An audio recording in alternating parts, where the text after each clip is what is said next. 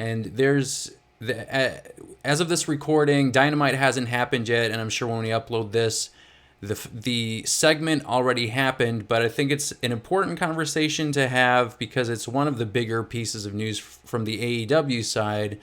In Tony Khan apparently allowing the Young Bucks to air the backstage footage of CM Punk's altercation with Jack Perry. In Earlier during Collision, Jabroni. Shavon said the Young Bucks will have a massive announcement for this upcoming Dynamite. It was later clarified that Matthew Nicholas will present backstage footage from All in London and will discuss it for the first time. Now, for those of you who don't know or don't remember, All in London is the event where Punk and Jack Perry had a backstage altercation that led to Punk's termination from AEW and then Perry's move to New Japan Pro Wrestling, who, by the way, is having a match this upcoming Friday at Windy City Riot. At the time, there was a report going around that the said footage did exist of whatever went down between Punk and Perry. Now, given Punk's brawl-out history with the Young Bucks and all the NDAs that were allegedly made everyone silent about it, it looks like AEW wants fans to think Matt and Nicholas are going to drop some dirt about Punk on this upcoming Dynamite, at least in regards to what happened at All In with Perry. Now, we had this segment last weekend, the Dynamite before, with Adam Copeland giving this rah-rah speech about, positivity and enough about the negativity. So this is an interesting... It's an interesting immediate right swerve because this seems like a kind of negative thing. What do you guys think? You've heard this news. We all talked about it in our little private chat. What do you guys think about the idea of them airing this? This is going to air after the Dynamite. What do you think about the general concept of this? Do you think it's a good idea? I think it's really lame. Yeah. I think from like a credibility standpoint, it's I wouldn't say that like AEW is gonna fall off the face of the earth, but it's an ugly look because one thing about wrestling is you're not supposed to really show what's going on behind the curtain, Right. and then when you choose to do it, you're doing it on some like weird revenge porn towards CM Punk. Mm-hmm. But I mean, Yeah, it's I'll watch it. weird. Yeah, I mean, I would be a hypocrite, and if I was going to say that I wasn't going to watch because, yeah, everyone loves the drama. It's obviously stupid, and Yeah. the concept itself, I think it does reek a little of desperation. I kind of understand to a certain degree where they're coming from because maybe they feel like Punk's interview with Ariel Helwani painted them as incompetent, as he doesn't know what he's doing, Keep running the show without him. right, There you go. You're incompetent. Like it's your company. Like you could do fine without him. You just stop focusing on him. He's gone. He's he's sold out Madison Square Garden on a house show. He's doing all this other shit that like has nothing to do with AEW.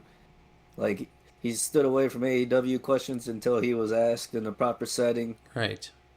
It's like, A lot of like no comments and stuff, and now all of a sudden we're getting footage. But maybe, I mean, the people are saying they are going to air the actual footage, but they didn't really specify that it's CM Punk, Jack Perry, right? They just said backstage footage yeah, and I didn't from even know All that the In. Bucks were there. So I feel like maybe it's also an angle. I guess we'll see. We'll be proven wrong or right whenever this airs after Dynamite. But perhaps maybe not a Rickroll, but which would be kind of a funny. They just air Rickroll footage. I prefer that. Well, what do you think Okay, let's look at it from like a devil's advocate perspective. What kind of potential positives can there be from this? Reintroducing, Jack Perry, perhaps. Do you think that is a good way to bring him back into AEW? Is that a potential reason to do this? Just the Probably. ratings is what they're looking at. I think. I don't know. Like they need him that bad, but it's kind of like how David said, it's just not a good look for a company to be doing that. It's like one thing if like someone had access to their cameras and leaked it themselves, but this is the full company in front of everyone being like, we're going to do this. Right. So the positive from it, man, I think it's not going to outweigh the negative. But I guess the positives we could take from it is just the attention that it's going to draw. Mm-hmm. You know, people are like, holy crap, we're going to see this, and what's it going to show? And, you know, is it going to make Punk look bad? Because it's already making AEW probably not look too great now by doing this. And I don't know. I mean, yeah, Punk saying that, is that what really motivated all this to be like, hey, by the way, we're going to do this right now? Yeah, so 100%. If we're talking about timing, because otherwise, like, why they could have aired this 6 months ago or whenever it was during All In, and they waited 8 months to air the footage. I think it is in direct response to what Punk said. I mean, Punk was asked a question. I guess he could have not answered the question and maybe left it a little more vague. But, you know, to to his point, I guess once he started, he probably couldn't stop kind of talking about it. I mean, I think he was pretty respectful. He was offering his own perspective in that interview. I don't know if you guys watched that interview, but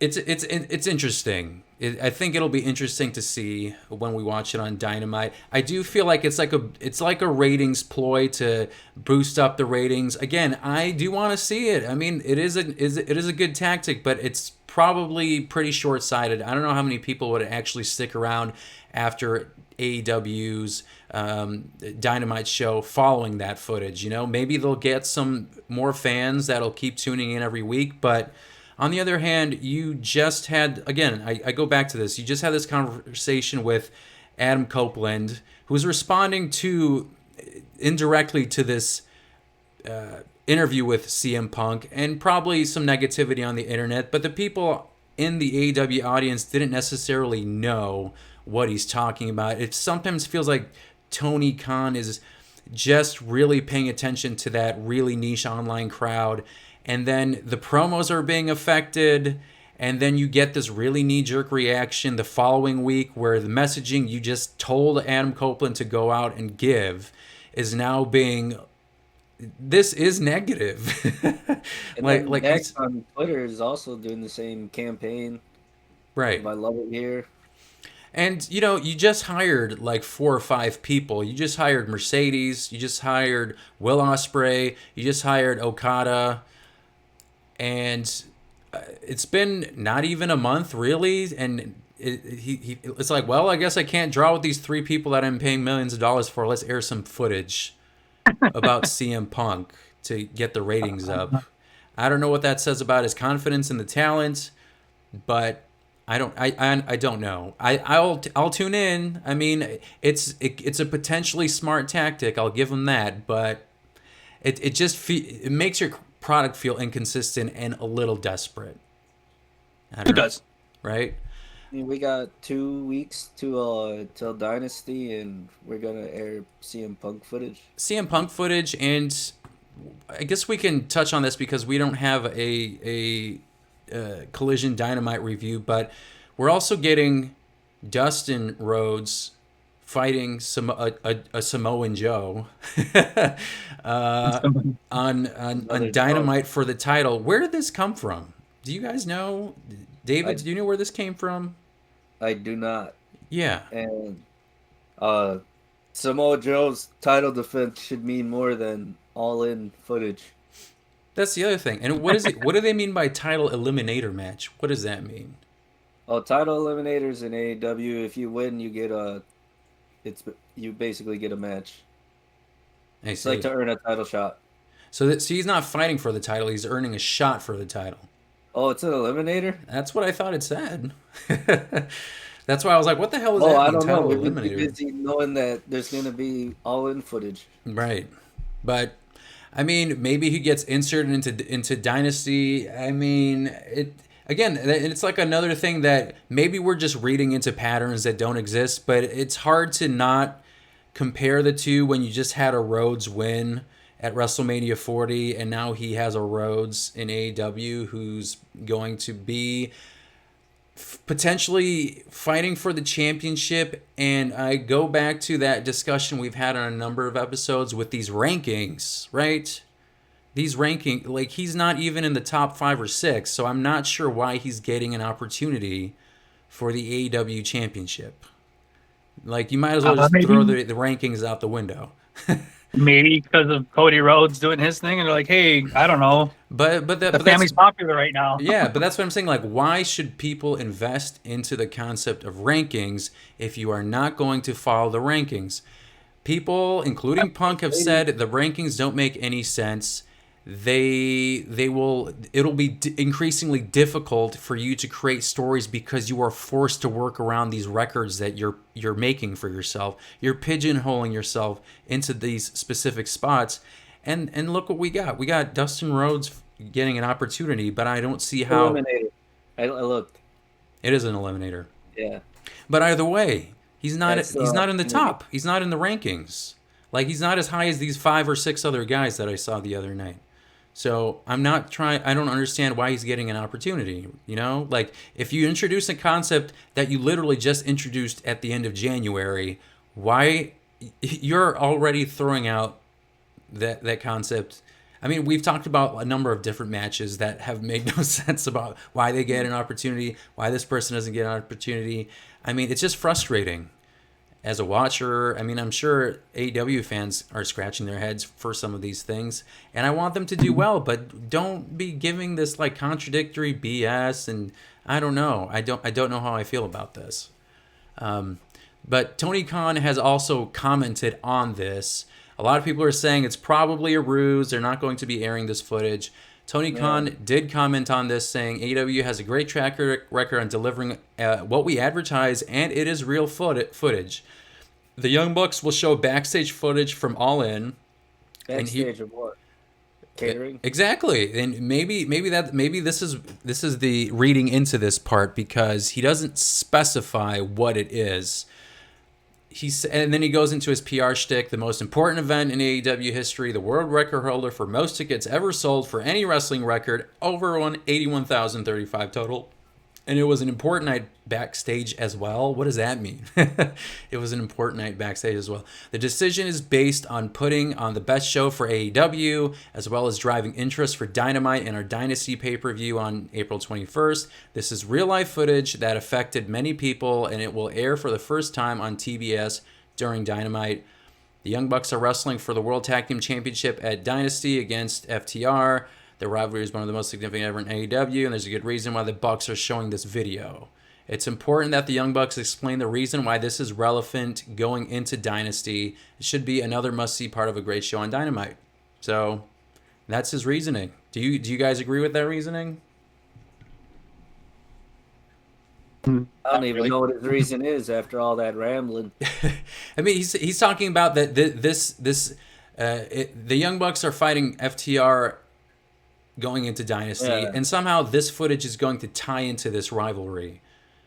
Is it because FTR potentially they are CM Punk's friends, so they feel like this is like a layer to, bolster their rivalry? They're already rivals. They went against each other at All In. Right. So maybe it's like footage between them backstage. Maybe it's Dex crying or something. Yeah.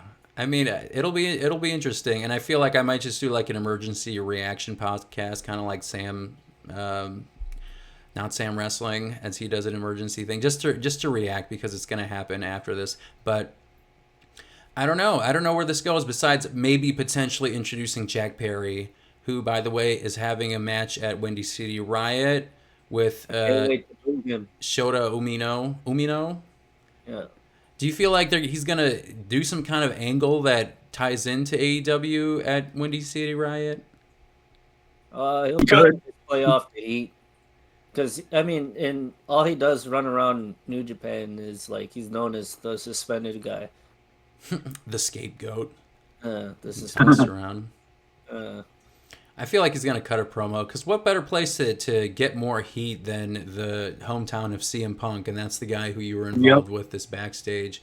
Maybe they're just tying it all in together. We'll see. I mean, New Japan is still pretty tied closely with AEW. They have a pretty good partnership, right? Yeah. Yeah. I hope they should just let us be like old school traditional fans from like the 70s and 80s, and if this guy gets enough heat, we could just throw glizzies at him. Glizzies get shanked in the parking lot like the good old days. Yeah, you know, Roddy Piper's scared to take his kids to the park. Man, that was some crazy stuff. I mean, I've never experienced that, but hearing those stories of guys in the 70s and 80s just talking about the kind of fans that they sometimes had to come across, people getting stabbed, people pulling guns on them, throwing random crap because they were legitimately pissed off. I mean, I guess that's what happens if you're positioning yourself as an actual, realistic thing, like I'm actually an asshole, and then people believe it, but Yep. You gotta go in there like Zangief. I'm bad guy, but not bad guy. But not I'm that. I'm a bad guy, but not a bad guy. So we'll see. I mean, I'm definitely interested to see where this goes, and we'll definitely see it on Twitter all over.